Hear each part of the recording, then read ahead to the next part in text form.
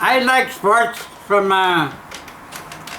when I really got interested in sports. I was always interested in sports. I played baseball in grammar school, but I was not one of the better players. I was just on the team. And when I went to high school, I played a little bit of football, B-class football. I got a letter. I went out for basketball, and they cut me from the team because I passed the ball behind my back. I didn't care.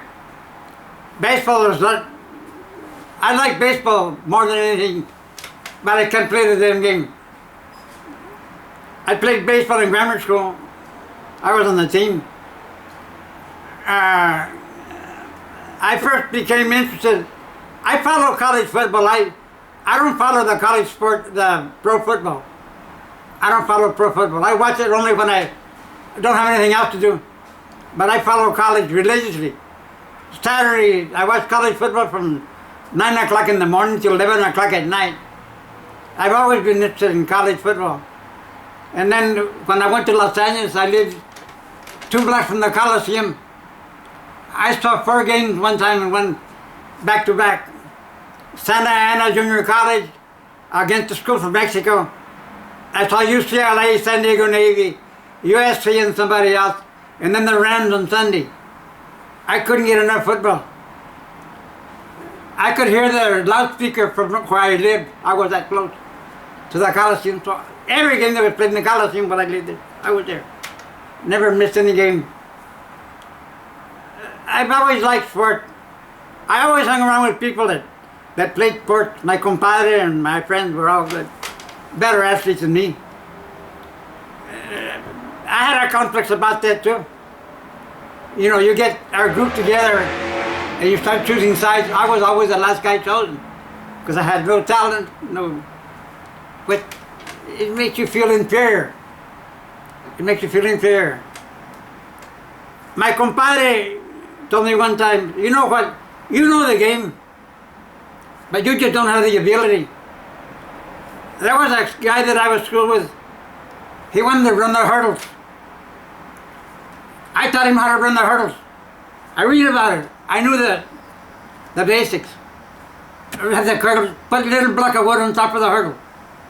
When you go, knock the block down. If you don't knock the block down, you're up too high. You got to get down closer. It's a longer step.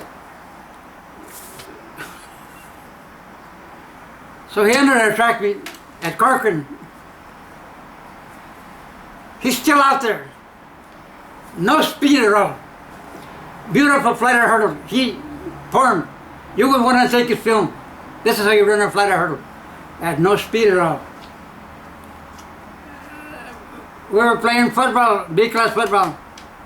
And sometimes somebody would ask the coach, what do we do here, coach? He said, ask Sierra, he knows. Ask him, he knows. And I did. I knew the plays. I knew the system. I couldn't play it. Just no good at none of the sports. But anyway, I got a letter. Football. I didn't think it was important. Some people wanted to impress the girls. That's why they played football. Some people played for different reasons. They played because my brother played and my uncle played and I didn't care.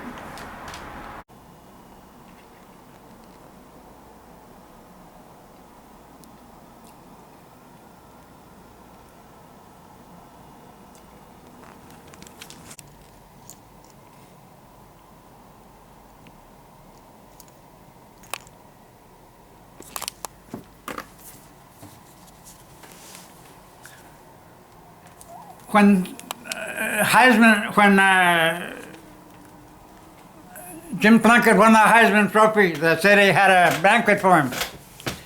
And I was asked to sit at the head table because the GI firm was presenting a plaque. So I got to sit at the head table when they were, and I gave him a plaque from the GI firm, and I told him if he needed help negotiating his contract, he could always call on Cesar Chavez, who was good at negotiating contracts. So the next day the Mercury comes out and they gave credit to Al Garza for making the remarks. So I told my wife, look they didn't even know who I was. And she says, face it, you're not popular. You're not well known. You're not famous. So, but anyway, I was surprised how big Plunkett was. I had never seen him in person until that night. He is huge. He's a very big person. Anyway, later on he established a foundation to give scholarships.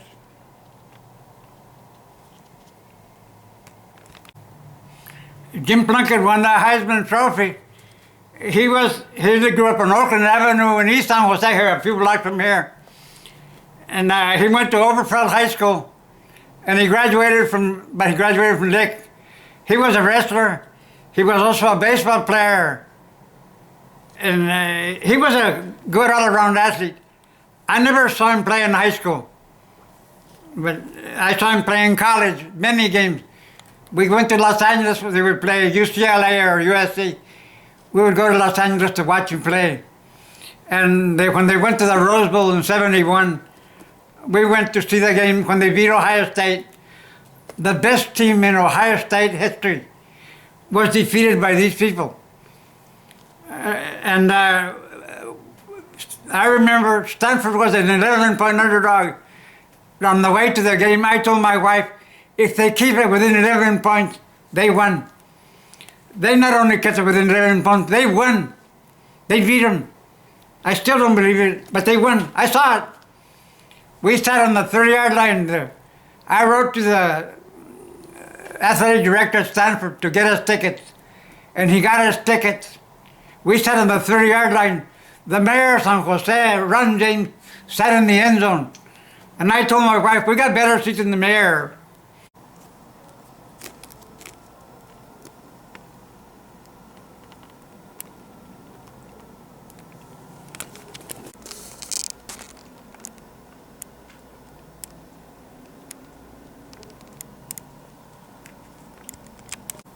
This is Joe Cat, my friend. I met him and we played golf together, and he ran his golf cart against my leg. But he was a grand marshal for a Cinco de Mayo parade, and he autographed the book for me. And we're still friends.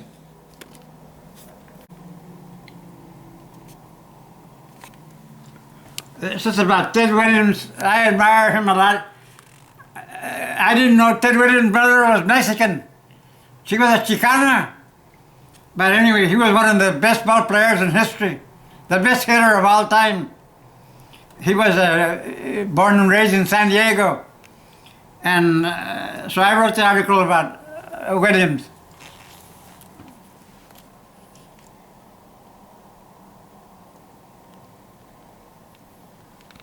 Okay, this was the UCC League, was the United Club Council League, which we started. I belong to Club San Joaquin, and we started this league.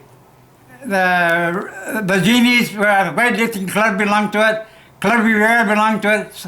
San Felipe de Tejanos belonged to it. And anyway, we competed in touch football, basketball, and softball.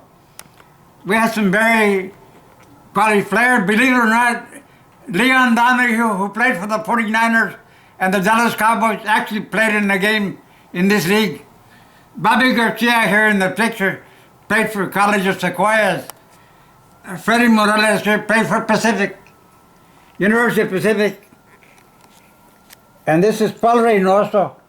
He played rugby for the Peninsula Ramblers. But anyway, we played at Columbus Park. The games were very competitive, and I wrote articles for the Eccentrico magazine about this league. It covered the league. After the season was over, we had a banquet at Leon's Gardens at that time. We had a banquet to award, give out the championship trophy, the most valuable player and all that. And it was a very successful place. We filled the place. Okay, Leon's Gardens is where the off-ramp from 101 gets off on Allenmark Avenue. That's where the restaurant was. They tore the restaurant down to build that off-ramp when they widened the freeway. 101 was originally 2 lanes, and they widened the freeway. So they had put an off-ramp there, and Leon's Garden, they raised it. Yeah, Leon's Garden was owned by Felix Leon, who was a community leader here. And he was very supportive of the UCC League. He was very supportive of the GI Forum also. At that time, Felix Leon had a lot of friends in politics also.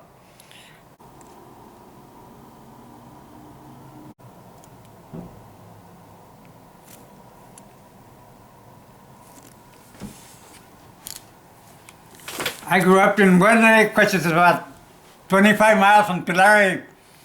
When Bob Mathias was there, he had a lot of the Chicanos in Wood Lake would come to Palo Alto to watch Bob Mathias play because he was from Tulare.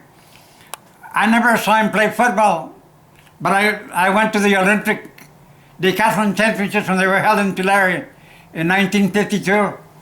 He was the Olympic champion in 1948, the youngest ever decathlon champion.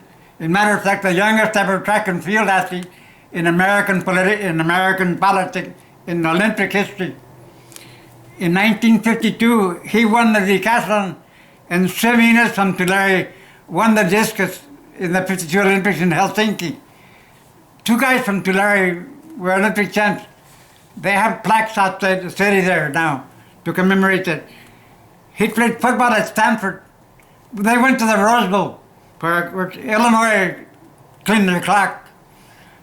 They were not a very good team, but they got to the Rose Bowl. They beat USC. USC had Frank Gifford. Bob Mathias and Stanford beat them.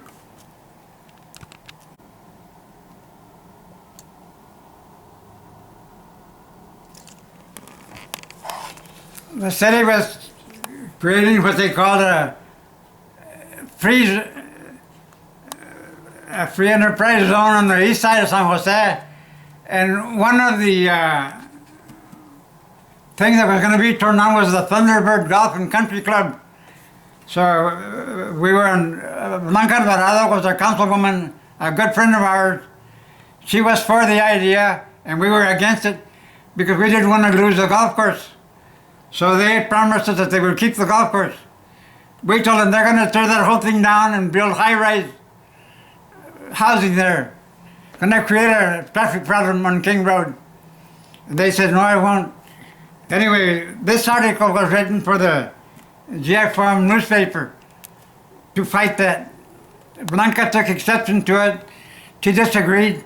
So we gave her space in our paper to tell her side of the story. We were being fair to her because she was a friend.